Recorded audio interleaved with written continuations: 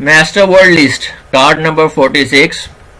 Summation, इसका मतलब होता है समरी या act of finding the total, यानी जो टोटल है उसको मालूम करना चीज़ों को जमा करके। व्यूअर्स, अगर आप पहली मरतबा ये वीडियो देख रहे हैं तो ये नोट ज़रूर पढ़ लें। सप्रेस, इसका मतलब होता है कुचल देना, दबा देना। टैपर, मोमबत्ती। टर्मिनस, रेल का आखिरी स्टेशन। प्लूटोक्रेसी, अमीरों की हुकूमत या अमीर शाही। प्राइमोर्डियल, अव्वली अब्तदाई, of the first series. Provender, खुशक खुराक, चारा, भूसा जानवरों के लिए। टीरीडेक्टाइल, यहाँ पे स्पेलिंग गलत है, वाई के साथ एल आएगा, ये टाइपिंग मिस्टेक है। टीरीडेक्टाइल इसका मतलब होता है नापेद या उड़ने वाले रेप्टाइल्स, एक्सटिंक्ट फ्लाइंग रेप्टाइल्स। रैमशैकल, गिरने या टूटने के करीब।